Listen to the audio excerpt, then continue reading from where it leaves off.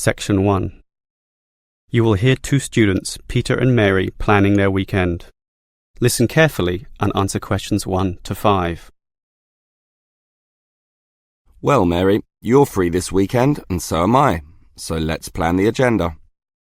We said we're going to see a movie on Saturday, right? Yes. But what time? It's cheapest in the afternoon and very expensive at night, of course, so let's go in the afternoon. Sounds good. Have some fun before preparing that night for all our studies. But you mentioned that new action movie. Sure. Well, that's what you want to see, but I'd rather see that comedy. I thought we'd agreed on the action movie. You just said that you'd like it. I didn't. My friends tell me my movie is very funny too. OK, I'm fine with that. A comedy it is. We can see my action film another time. So that's Saturday afternoon planned, and that night we'll just eat at a restaurant. Where? I don't have much money, but there are some nice cheap places near the cinema. What about Pizza King?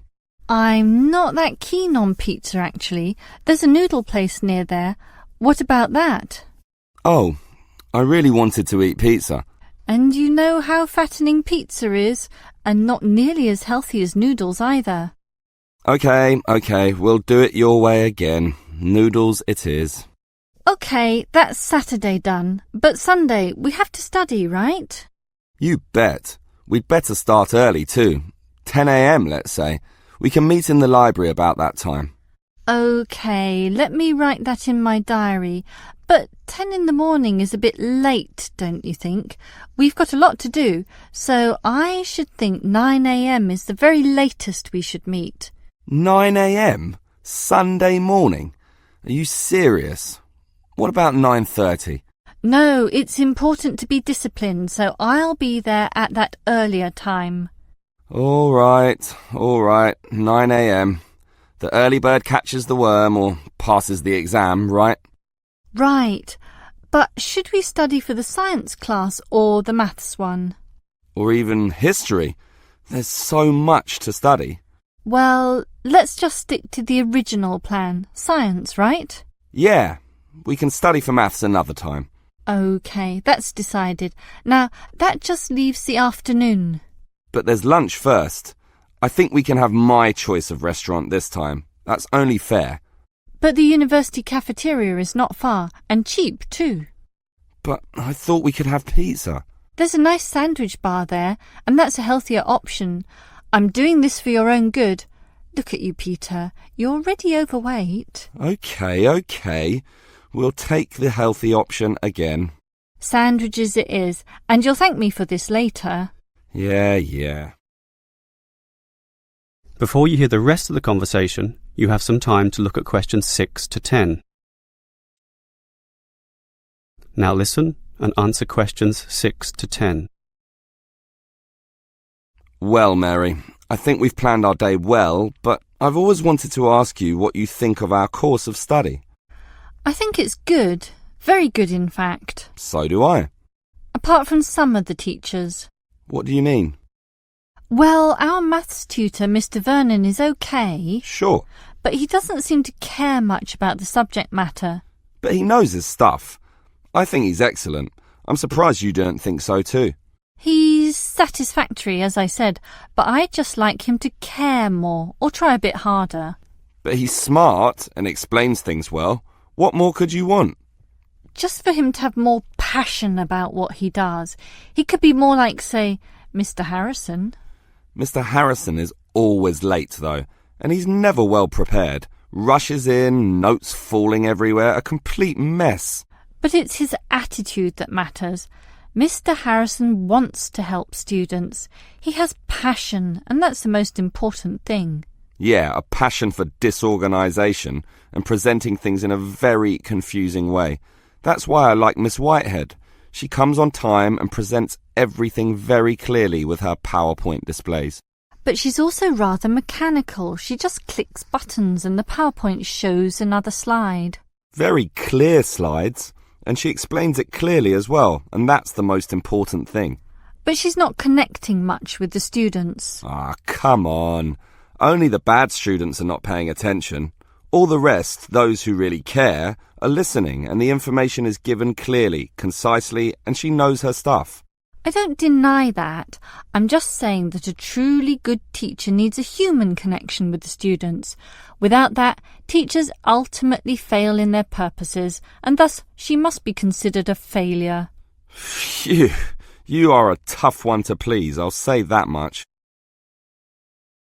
That is the end of section 1. You now have half a minute to check your answers. Now turn to section 2. Section 2. You will hear a hospital administrator telling some visitors about the hospital where she works. First, you have some time to look at questions 11 to 17. Now listen carefully and answer questions 11 to 17. Hello everyone. Welcome to Stanford Hospital, one of the more progressive hospitals in the Greater Southern Health District. Now, one of the ways we have achieved our high status is through implementing certain rules that you may not necessarily find in other centres of care. One of the most important is washing hands.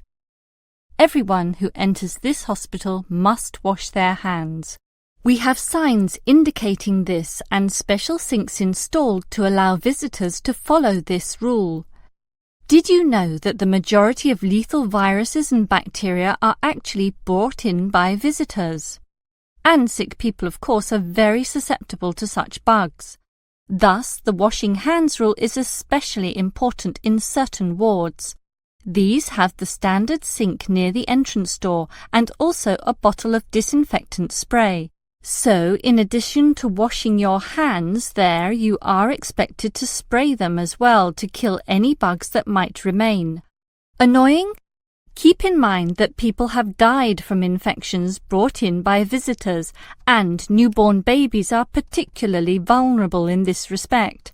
This is why the special care nursery definitely uses this system. Annoying? Not at all. Merely a necessity for a responsible hospital, and every new mother will thank you for it.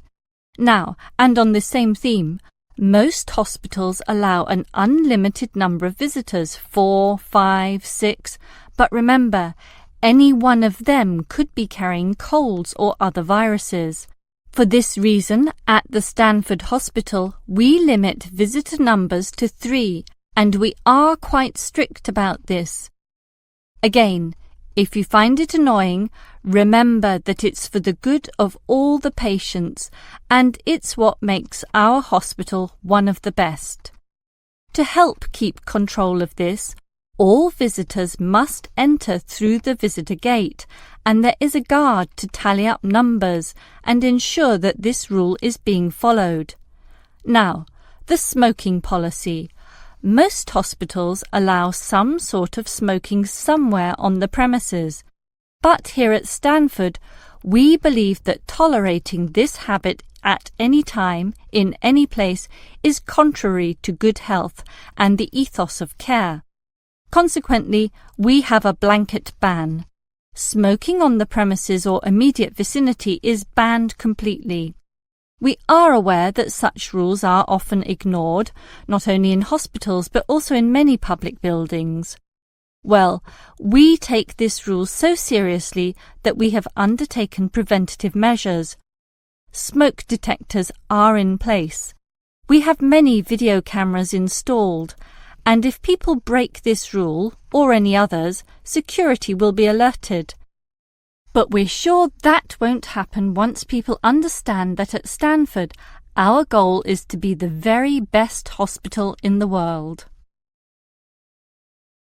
Before you hear the rest of the talk, you have some time to look at questions 18 to 20.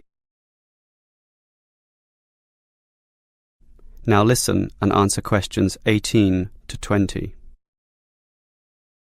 Now, after having given you all those Stanford Hospital rules today, let me move on to a brief history of the place.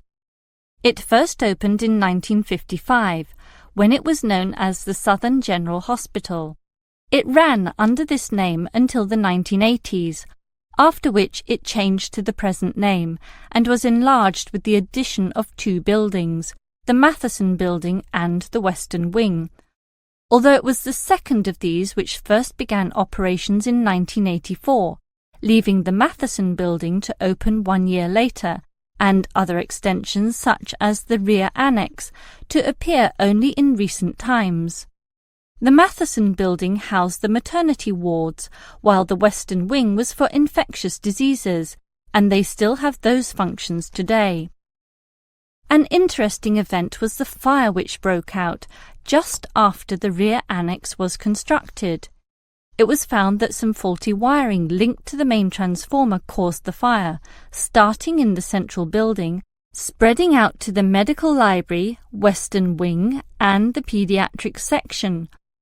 Fortunately, no lives were lost, although the damage bill was considerable. Apart from that, it's been pretty much plain sailing for the hospital, allowing it to gain the high regard in which it is held today. Now, do you have any questions? That is the end of section 2. You now have half a minute to check your answers.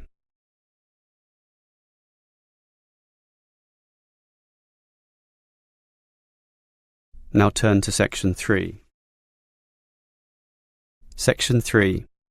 You will hear a student Eric talking to his lecturer, Mrs. Harris, about some study difficulties. First, you have some time to look at questions 21 to 25.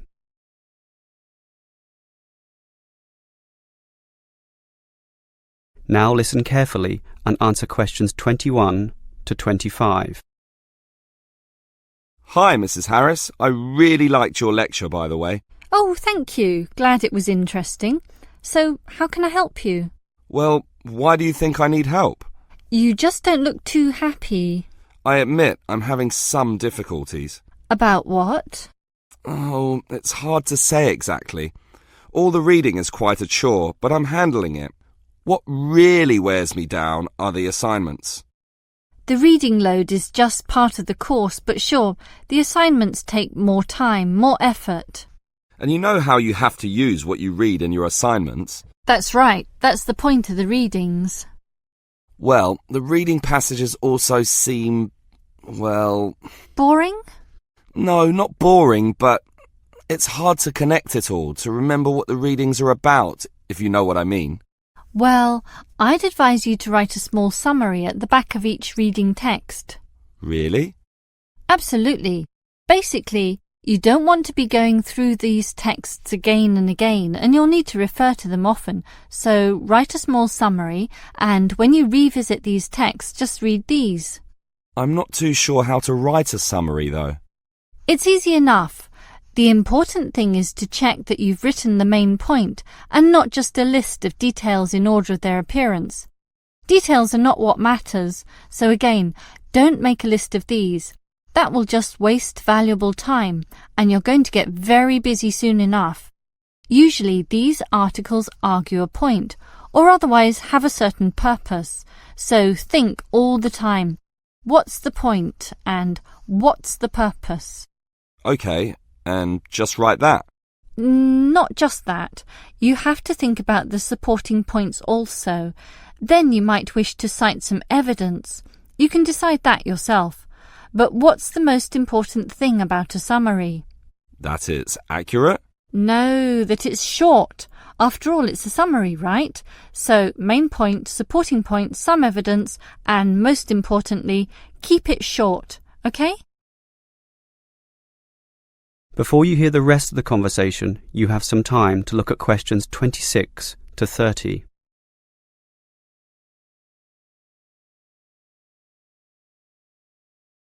Now listen and answer questions 26 to 30. Well, those points about writing summaries sound useful, but what about the actual formatting of the summary? On paper, I mean. Are there any other points I should know about? Yes, there's a lot actually. It's very important to... Write clearly? Write the author's name. But the author's name is in the text anyway. But it must also be in your summary. And you must always lead with this. For example, Peter Brown argues that, and so on. So the author's name is Peter Brown? Yes, and the actual summary continues from there. And here's another good hint. Always write the citation details at the top using bullet points. This makes these details clearer and easier to see, and immediately means you're not plagiarizing the text. You are acknowledging the source, which is academic and required. This also allows you to quickly write these details down later if you paraphrase or quote from either the summary or the original text. What details go in the citation? The year of publication is obviously important, but here's another tip. Make sure whatever you're reading is not more than 10 years old. Anything older than that is considered too dated, since business theory moves on fairly quickly. You can cite older texts, but only under special conditions. What are they? Well, if the text is a very well-known book, a classic of its kind, but then you have to indicate that in your writing, acknowledge that the book is dated, but then give a justification about why you nevertheless felt the need to use it. I see. So you'll have a lot of summaries for all the text, but with such clear formatting you'll be able to access information quickly. But make sure you store these pages in an order, of course, alphabetical. Based on the author's family names is the simplest method. Or in order of date, chronological order? That's possible too, but I'd say alphabetical is always the best. My friends say chronological order has more advantages. Any system is fine, provided that it's logical and that you can follow it and quickly access your summaries at a later date. That is the end of section 3. You now have half a minute to check your answers.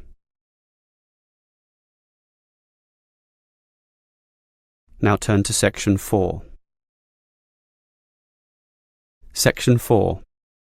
You will hear a lecturer discussing the marketing and consumption of kangaroo meat. First, you have some time to look at questions 31 to 33.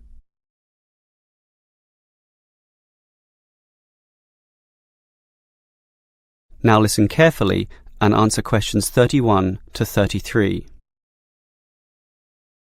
When one thinks of Australia, one of the first images that comes to mind is of the kangaroo.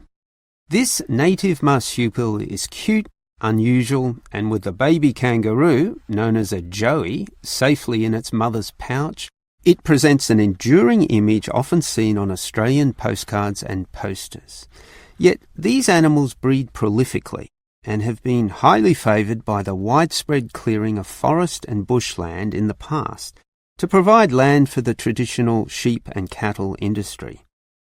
Ironically, kangaroos breed in such numbers, up to 50 million per year generally, that they have become pests.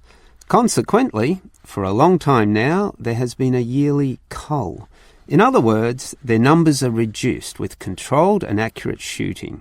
And here we are talking of shooting millions of them. In the past, the carcasses were simply left out in the bush.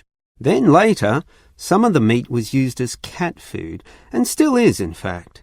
It is only in recent years that the meat has been used for human consumption, primarily for the overseas market, and one can see why. The meat is, by all accounts, leaner and tenderer than beef.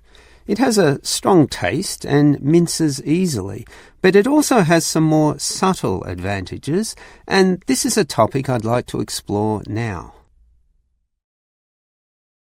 Before you hear the rest of the lecture, you have some time to look at questions 34 to 40.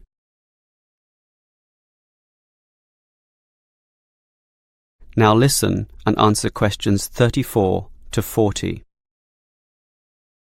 Now, there is a market, small but growing, for kangaroo meat.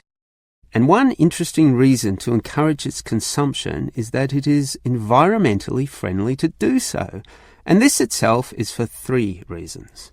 1, the traditional cattle and sheep, which mostly fill the rural pastures of Australia, are introduced species and somewhat destructive to the environment. After all, they weren't meant to be there in the first place.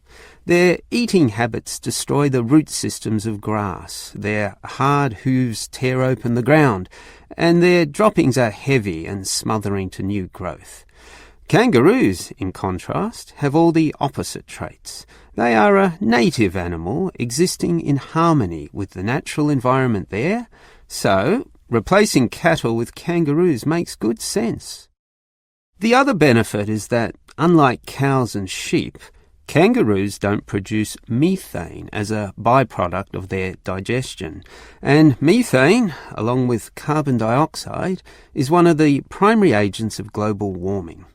Finally, since there are too many kangaroos anyway, culling their population for their meat increases the biodiversity of Australia's wildlife. In other words, wallabies, quokkas, wombats and other native animals are given space to increase their numbers also, in the way that it was meant to be before the bushland was extensively cleared. So, one would think such arguments make the case irrefutable. However, there are some serious issues to overcome. The biggest problem is the way eating this meat is perceived.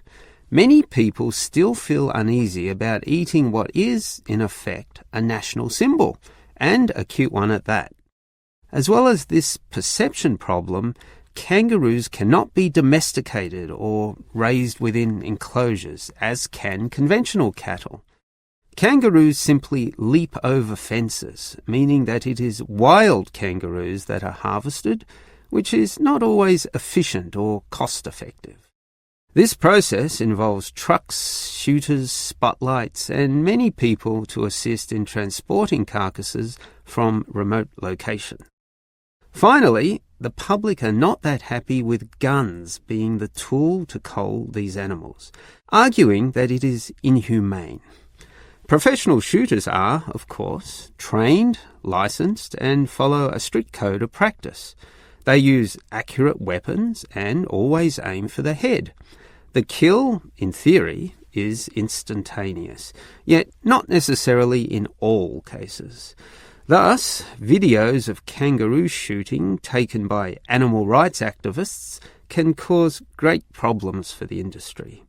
Yet, what the public needs to realise is that, ultimately, all of their meat requires the killing of animals.